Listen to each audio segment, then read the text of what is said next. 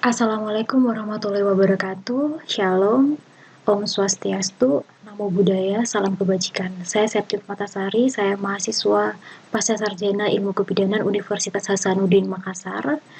Baik, di video pembelajaran kali ini untuk memenuhi salah satu tugas dari mata kuliah IT dengan dosen pembimbing Profesor Yusring Sanusi Baso. Baik, di sini saya akan menjelaskan mengenai sistem hormonal yang mempengaruhi sistem reproduksi wanita. Baik, hormon sendiri ialah senyawa organik yang dihasilkan kelenjar endokrin dan dapat mempengaruhi organ target.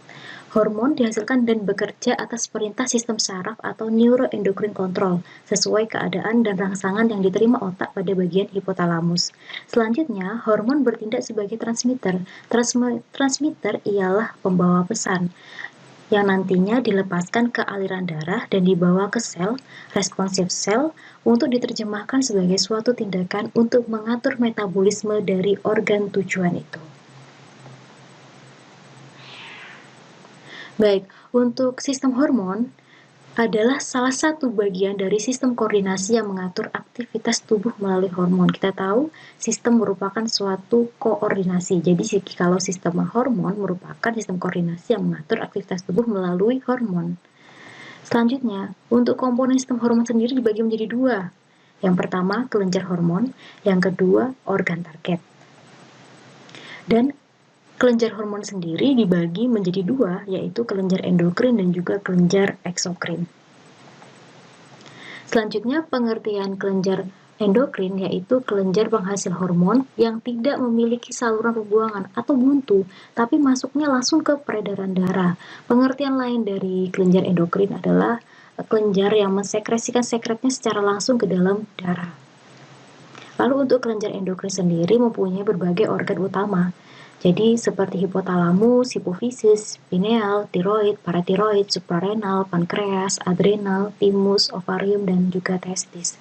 Nanti di slide berikutnya akan ada gambar yang nantinya saya akan memberitahu teman-teman sekalian di mana tempat-tempat organ utama sistem endokrin tersebut. Lalu untuk kelenjar eksokrin sendiri, pengertiannya ialah penghasil enzim yang memiliki saluran pembuangan atau kelenjar yang mensekresikan sekretnya ke permukaan bebas melalui suatu ductus, itu adalah kelenjar eksokrin. Kembali. Next. Seperti yang saya tadi sudah bicarakan, bahwa saya akan menunjukkan beberapa gambar tentang organ target. Berikut adalah hipotalamus. Hipotalamus, lalu di sini adalah pineal, yang ini adalah pituitary atau kita ketahui sebagai hipofisis, lalu di sini ada tiroid, dan di sini ada paratiroid.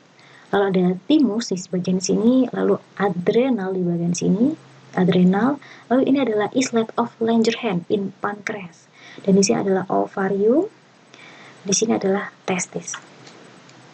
Oke, selanjutnya kita membicarakan tentang hipotalamus. Apa sih hipotalamus itu, Mbak? Apa sih kegunaan hipotalamus itu? Baik teman-teman, jadi hipotalamus itu merupakan pusat tertinggi sistem endokrin yang menjalankan fungsi melalui hormonal dan juga syaraf. Jadi hipotalamus itu menghasilkan faktor releasing atau faktor R, dan juga inhibiting atau faktor I yang mengontrol sintesa dan sekresi hormon hipofise anterior. Jadi gambarnya seperti ini teman-teman. Jadi gambarnya seperti ini teman-teman. Nah, bisa kita tahu ya bentuknya hipotalamus seperti ini. Dan ini berada di otak. Maksud saya di otak. Berada di otak. Mohon maaf. Maksud saya berada di otak.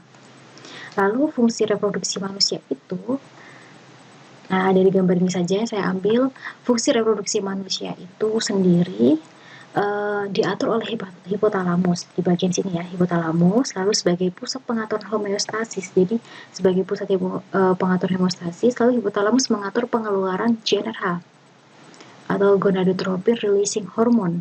Setelah itu GnRH ini akan mempengaruhi hipofisi anterior. Hipofisi anterior berada di mana, Mbak? Hipofisi anterior berada di sini. Ini yang saya tunjuk ini adalah hipofisi anterior. Dan nantinya reseptor gonadotrop di hipofise anterior akan merangsang pengeluaran FSH dan juga LH. Ini dia ya. Baik, mohon maaf, ini dia gambarnya. Oke. Yang nantinya akan mempengaruhi FSH dan juga LH di ovarium. Nah, nanti ovarium juga dari organ target ini akan menghasilkan estrogen dan progesteron dan juga termasuk inhibin. Oke, next selanjutnya ini juga merupakan gambar-gambar salah satu sistem organ yang mempunyai pengaruh di dalam hormonnya. Yang pertama tadi memang yang bekerja ialah hipotalamus, dari hipotalamus.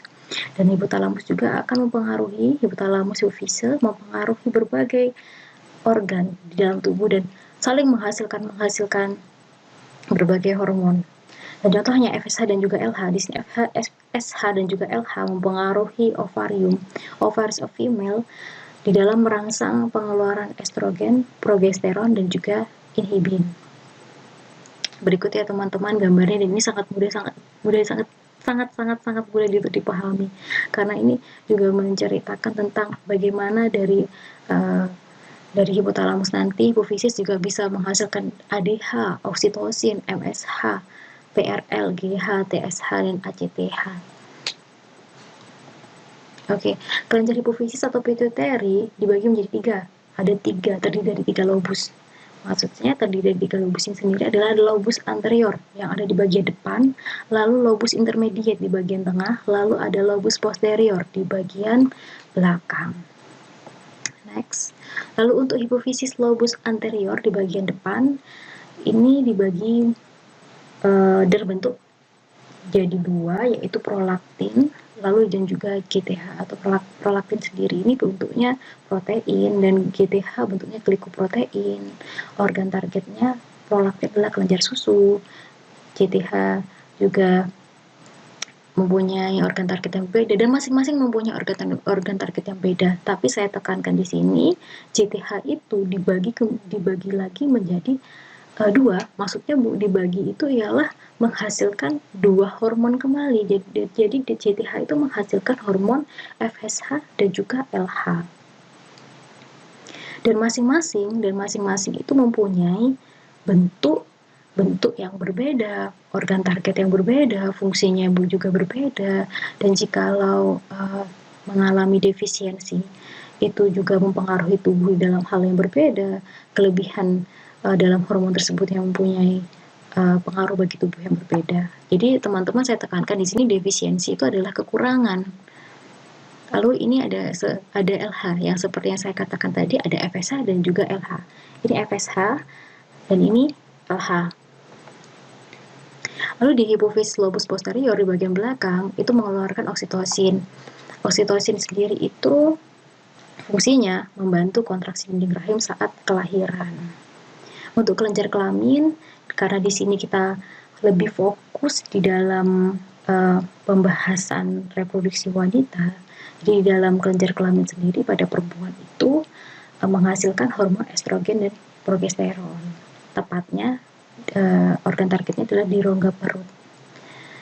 Selanjutnya kita next ya, kita akan di organ target itu ada hormon yang dihasilkan, yaitu estrogen dan juga progesteron. Jadi estrogen dan progesteron ini mempunyai fungsi yang berbeda, defisiensi yang nantinya juga berbeda dalam pengaruhnya dalam tubuh, dan juga kelebihan hormon tersebut juga mempengaruhi hal yang berbeda dalam tubuh sendiri. Lalu untuk estrogen itu teman-teman ya dihasilkan follicle degraph. Jadi estrogen menghasilkan follicle degraph, dan follicle degraph sendiri itu dipengaruhi oleh FSH teman-teman. Lalu untuk corpus luteum sendiri dipengaruhi oleh LH.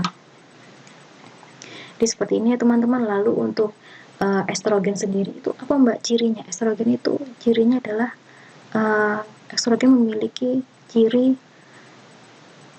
kontraksi. Untuk progesteron itu mempunyai ciri relaksasi. Seperti itu teman-teman. Lalu untuk sumber rujukan yang saya gunakan, saya mengambil sumber rujukan ini, ketiga ini. Mungkin teman-teman jikalau ada tugas atau apa, kalian bisa mengambil sumber rujukan yang saya gunakan ini untuk sebagai referensi, atau saya harap juga teman-teman bisa menggunakan video pembelajaran ini di dalam dunia pendidikan teman-teman atau di kampus teman-teman masing-masing.